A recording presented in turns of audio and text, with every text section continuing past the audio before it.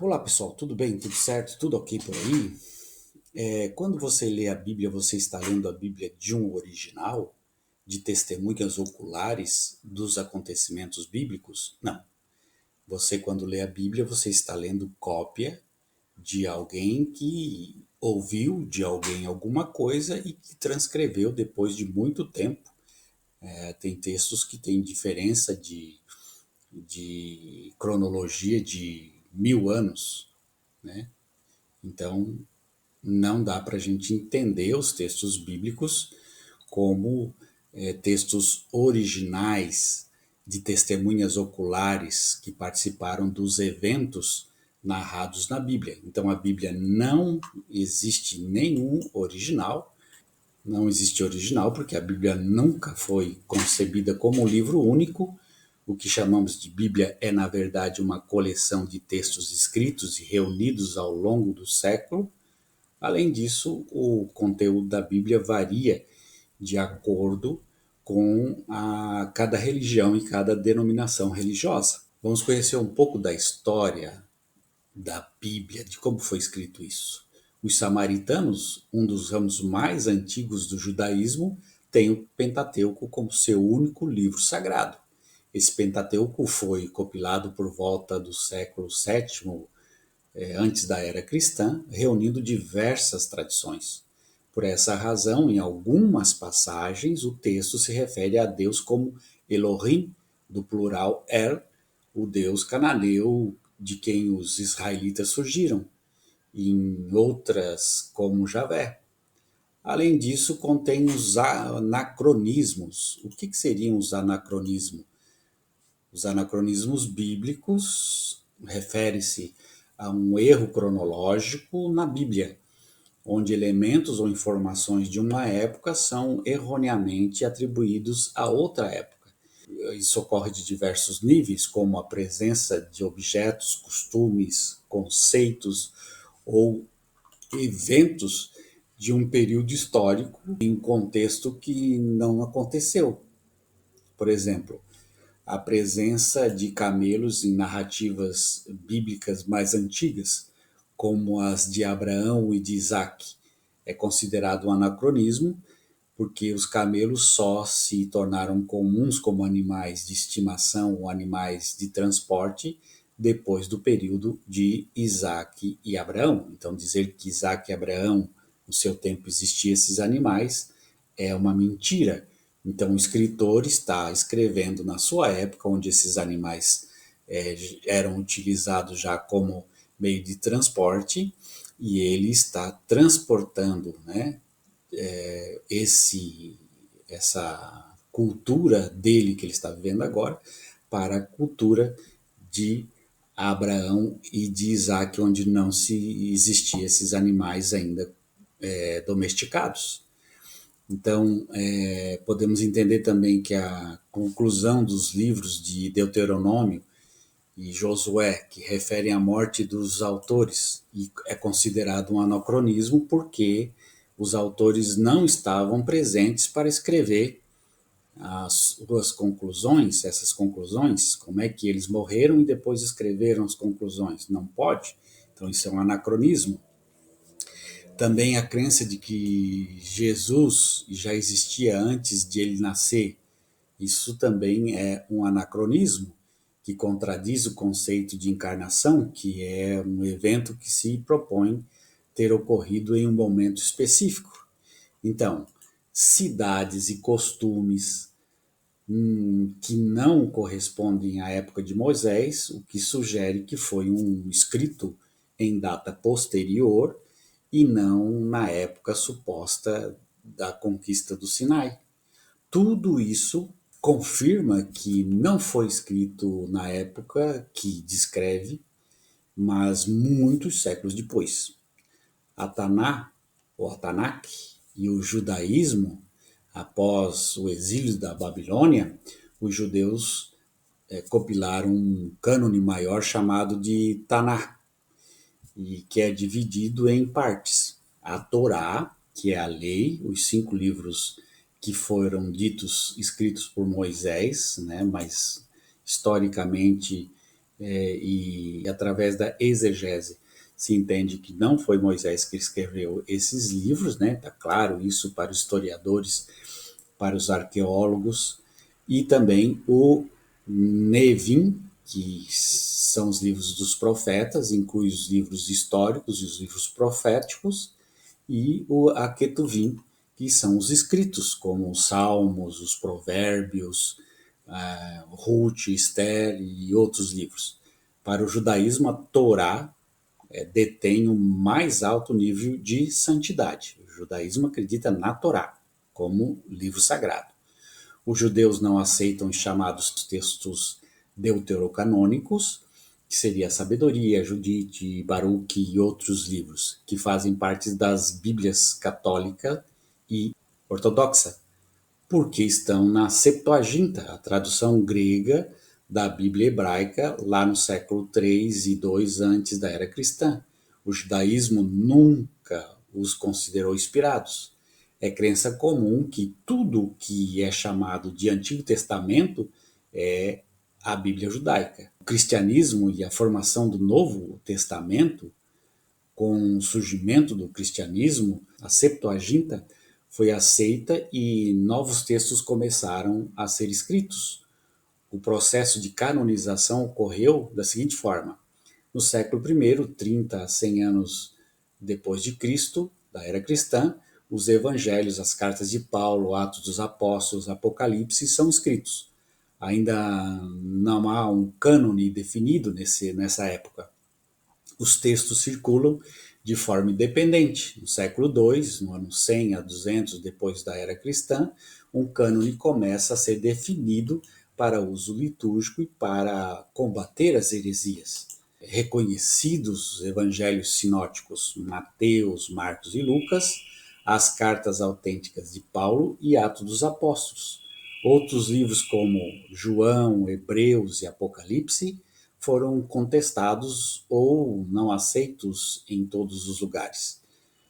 No século 3 e 4, ano 200, 400 depois de Cristo, sob a pressão da uniformidade doutrinária, o cânon é consolidado.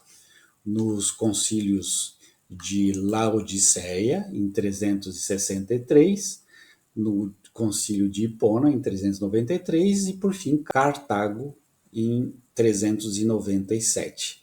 Estabeleceram então os 27 livros da Bíblia católica, e a maioria dos protestantes possuem também esses livros até hoje. O Concílio de Trento, em 1546, reafirmou esse cânone para o catolicismo diante da Reforma Protestante.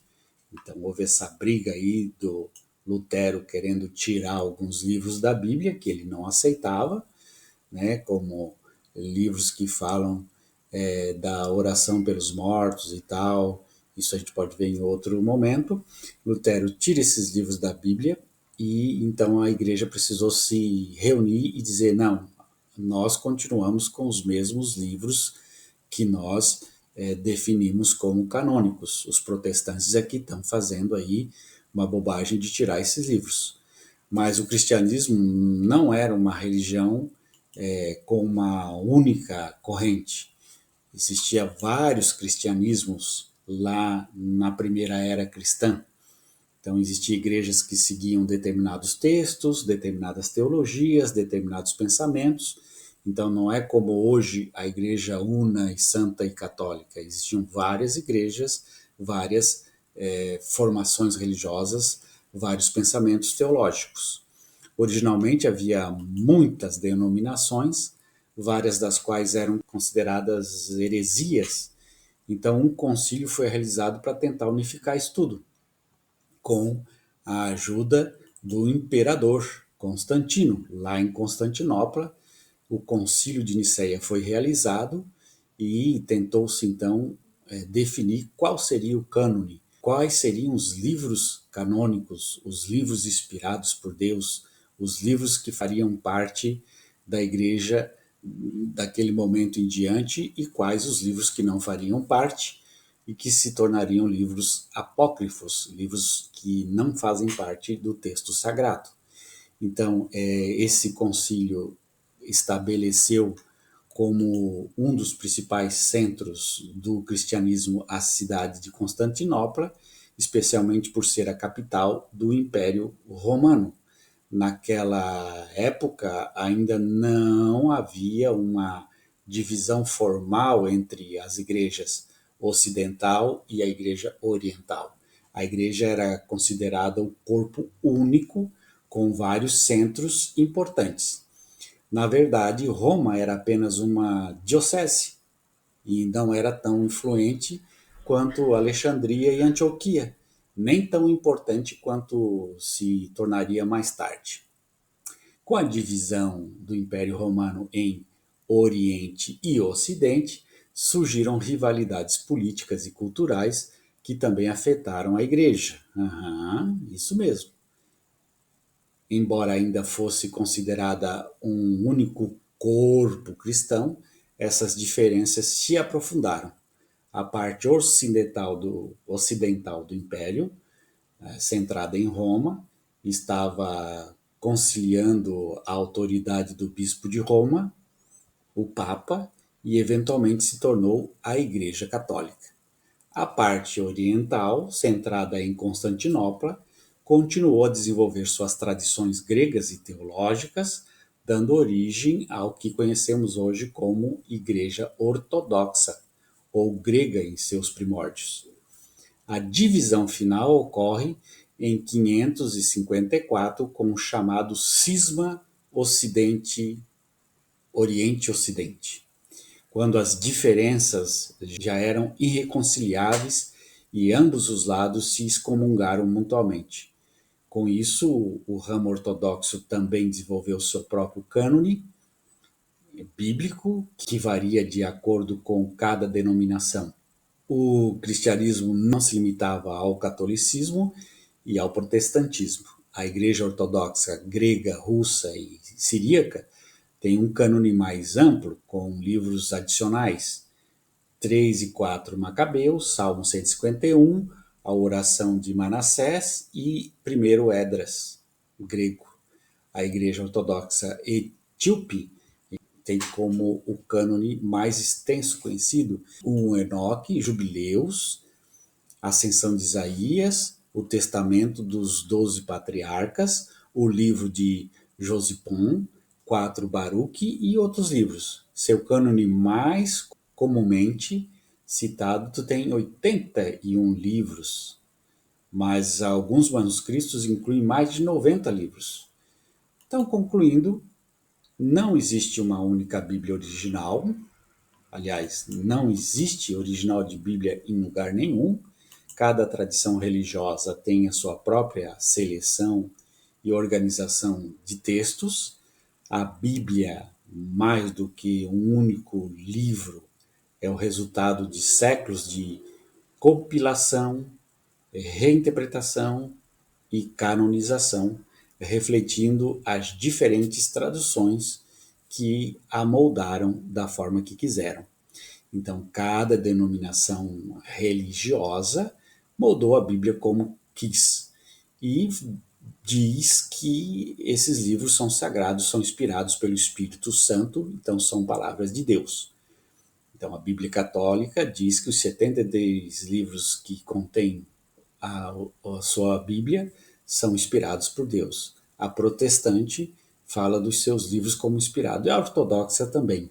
Então, o Espírito Santo foi na católica e disse uma coisa, foi na protestante lá com Lutero e disse outra, e na ortodoxa disse que são outros livros também sagrados e canônicos. Então, o Espírito Santo se enganou, não sei o que aconteceu, ou realmente esses livros foram escritos ou foram incluídos dentro do cânone de cada igreja por causa de questões políticas, questões teológicas, questões de dominação, de poder de cada igreja, cada denominação religiosa.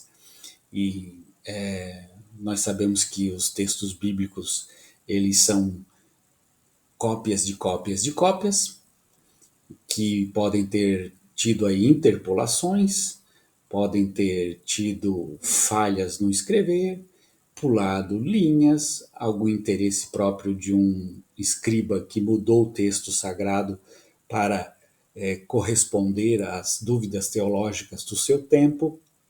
Então, no final, nós vamos entendendo que a Bíblia ela é um desenvolvimento político, religioso, cultural por detrás dela, para que um grupo de pessoas pudesse, por medo, dominar, colocar no cabresto outro grupo de pessoas que seriam esses seguidores desses livros. Então existe uma casta que seriam os chefes, os líderes dessas igrejas, que são aqueles que recebem diretamente de Deus a palavra, o Espírito, e aqueles que são os ouvintes que não recebem o Espírito, por isso tem que ficar olhando para aqueles que recebem e dizendo amém. E aí o líder religioso diz, você tem que fazer assim, e você vai fazer. Você tem que fazer assado, e você vai fazer. Você tem que cumprir isso, e você vai cumprir. Porque eu sou inspirado, porque eu recebi do Espírito Santo a força de Deus, eu sou um homem consagrado, e eu estou dizendo aquilo que Deus quer que seja dito. E olhando assim para baixo, dizendo, então você faz aquilo que eu estou dizendo, porque aquilo que eu estou dizendo é aquilo que Deus quer que você faça.